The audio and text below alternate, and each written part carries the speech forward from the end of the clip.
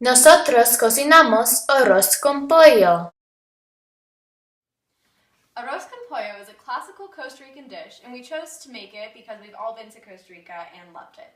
Arroz con pollo contains chicken, rice, and vegetables. Today we will be showing you how to make this great tasting dish.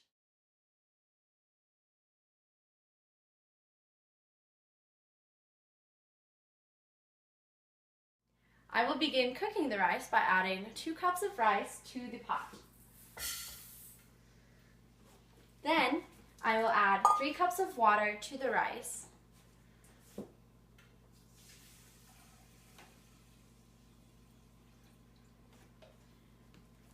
Finally, I will add 2 tablespoons of oil to the water.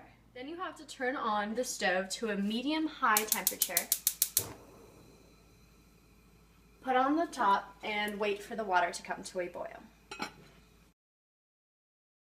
After 10 minutes, the water began to boil and reached a temperature of 100 degrees Celsius. While the rice was cooking, the water underwent a phase change. A phase change can occur either through the melting of a solid or the vaporizing, also known as boiling, of water. As you can see by the heating curve chart, the water in the pot began as a liquid and increased in temperature as heat was absorbed.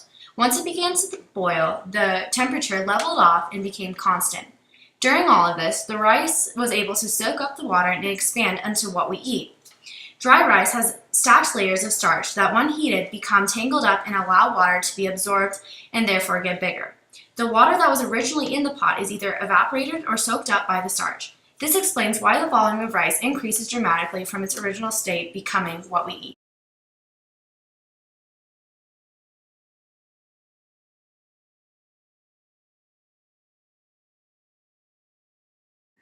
Before cooking the chicken, we marinated it in a combination of lime juice, olive oil, chili powder, paprika, and oregano and salt. After marinating the chicken, we will proceed to cook it in a medium-high pan. Before cooking the chicken, we soaked it in a marinade with lime juice and salt. This is very important because it denatures the proteins in the chicken. Proteins have multiple structures. The primary structure is made of a chain of amino acids. Hydrogen bonding is present in the proteins because of the presence of oxygen, nitrogen, and hydrogen atoms. The hydrogen bonding causes the primary chain to fold into either a pleated sheet or an alpha helix, making a secondary structure. Attractive forces then pull these structures into the tertiary structure, which is a collection of folded pleats and alpha helixes.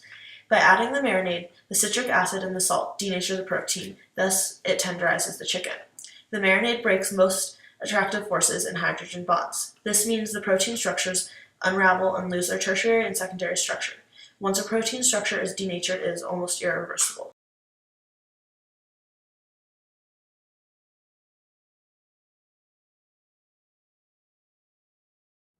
I will be sauteing some vegetables to add to our arroz con pollo. I chopped up 2 peppers and 1 onion, and I tossed them with some salt and oil, and now I'm going to cook them. I have a pan here on the stove, and the first thing I'm going to do is turn it on medium-high heat.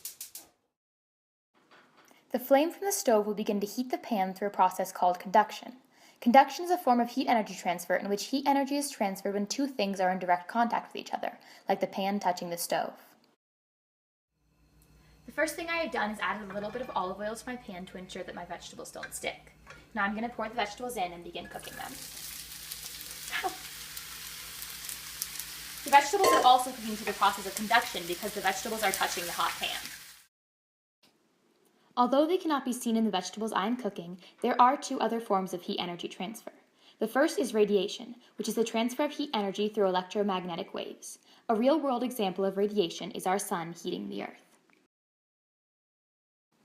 The second is convection, which is the transfer of heat energy through fluids. Keep in mind that both liquids and gases are considered to be fluids. Convection occurs when the warm fluids rise and the cold fluids descend, creating an almost circular motion that transfers heat. A real-world example of convection is boiling water. Our finished product of arroz con pollo was both beautiful and delicious. We found it so interesting that we could make such a simple dish, and it still included so many chemistry concepts. We hope you enjoyed our video, and thanks for watching.